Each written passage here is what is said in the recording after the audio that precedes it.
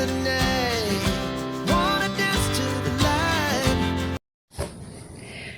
Hello po mga kabayan, mga kalingap, mga kabisnes kapapi, ka Team Daddy Frankie at kay Tatay Tekram. Magandang buhay po, Analisa Reality Vlog. Ngayon meron lang po akong isi-share sa inyo. Isa po sa kasamahan namin sa Kalingap, Kalingap Striker siya. Kasi meron po kami kanya-kanyang departamento o grupo under po sa Kalingap. So kami po nasa Karepa, Kalingap Reactors Partners po. So isa ko sa kasamahan namin nag-call out po siya. Pero bago ang lahat, to my new subscribers, welcome po sa aking munting kubo, mga silent viewers, commenters, naglalike, nagsishare, mga hindi po nag-skip ng ads. Maraming salamat po sa suporta ninyo. And shoutout po, support natin sila Kuya Bal Santos Matubang, Ate Edna Vlogs, Kalingap Project, Tapia Matubang, mga Karepa Reactors, Kalingap Strikers, ayan, mga Kalingap Watchers, basta yung sa Kalingap Community, Kalingap Tahanan, support po natin mga kasamahan ko. And also, shoutout po kila Pinuno Ka-Business, Ka-Business Official, Paparins TV, Ka-Business Family, Mrs. KB Official, kay Budang, ayan, supportan din natin yung anak ng Pinuno Ka-Business. Nakalimutan ko yung kanyang YouTube channel. Basta, pag naalala ko na lang, basta support nyo si Budang, kilala nyo naman na siya. So ito ngayon, may mapapanood po kayong clip. Shoutout sa'yo, Kabayan. Isa po rin siyang OFW. Si Kabayan nasa 26 TV. Pinagigising niya yung mga Karepa Reactors. Present po ako, sis, Kabayan. Gising po kami. Good vibes lang po tayo. Disclaimer, wag ho natin siyang ibabash. Nakakatuwa lang po ito. Nanggigigil siya, sa totoo lang.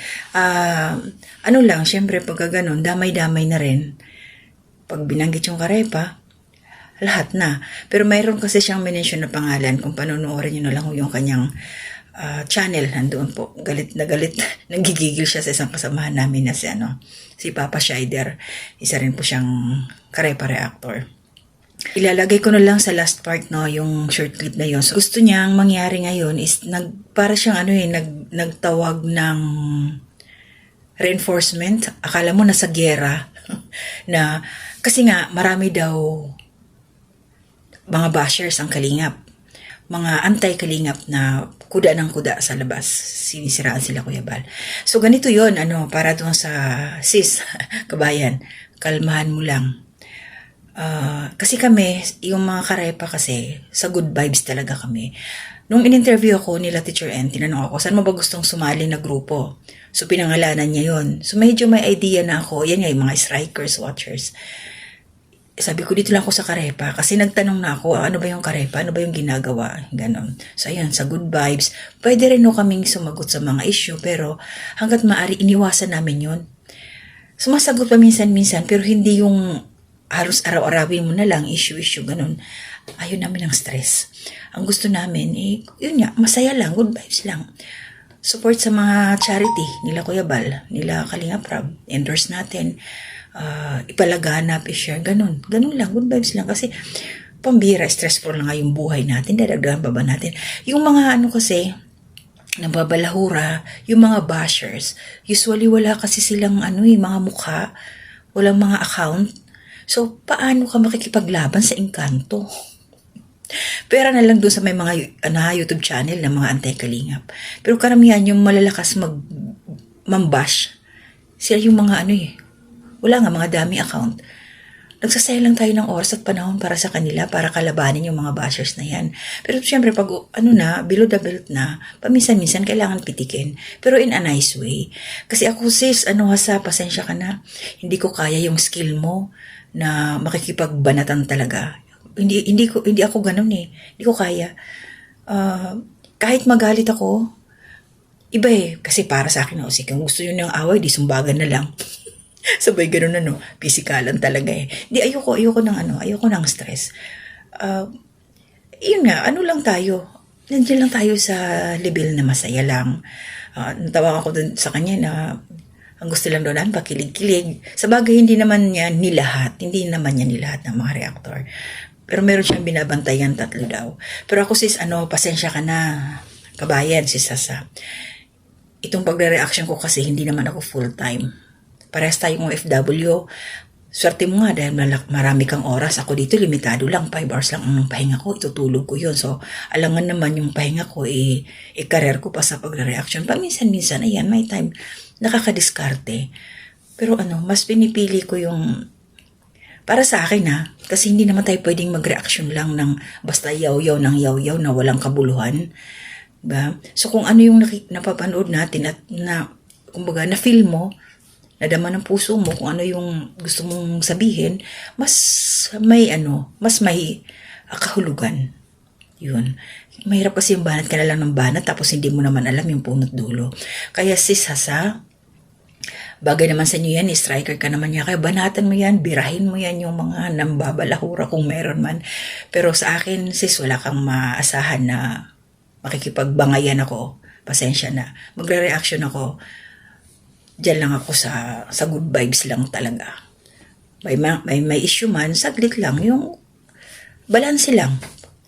Opinion ko, ilalabas ko patungkol sa issue kung ano man yung issue pag kinakailangan. Pero bihira talaga ako sumagot sa issue kasi ayoko nga. Tsaka syempre, hindi kasi ganun ang personality ko iba.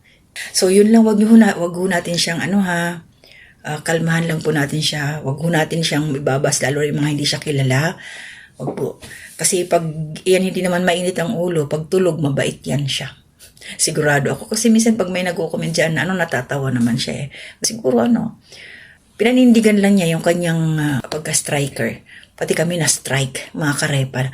Nakasuporta ko lahat sa mga angels, sa mga beneficiary ni Kalinga Prab. Kung ano yung upload niya, pinanonood ko yan. Yun nga lang, hindi ko lahat marireaksyonan. Kaya hindi porket wala kang ginawang reaksyon, hahanapan ka na, hindi ka na nakasuporta. Tsaka yung kagustuhan mo yun, sis, kung halimbawa mag-reaction ka sa mga nambabalahura, banatan mo sila, kung chase mo yun. Kaya pis tayo, sis, baba na tayo paminsan-minsan, pero lang, nandyan lang tayo sa maayos. Ayoko makipagsigawan. Iwasan ho natin yung sobrang gigil ba. Sis, sandali, excuse me.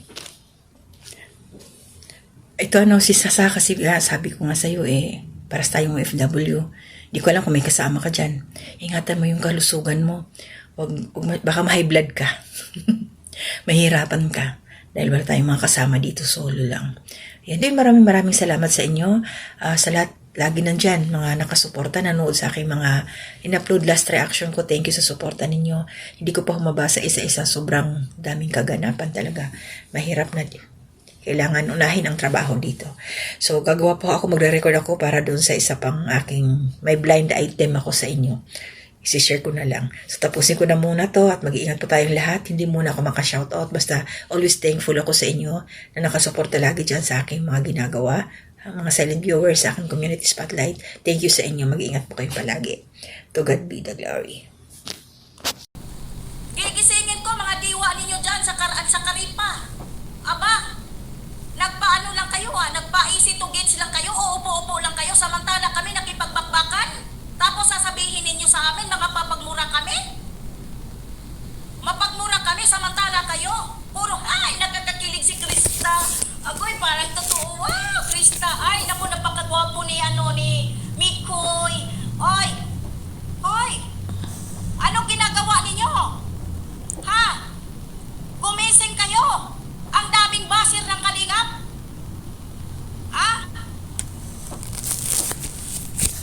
Kanina may 3 akong Karipa na reactor na nakita. Chinicheck ko kanina. Pinapakita ko po muna kay Prispirador.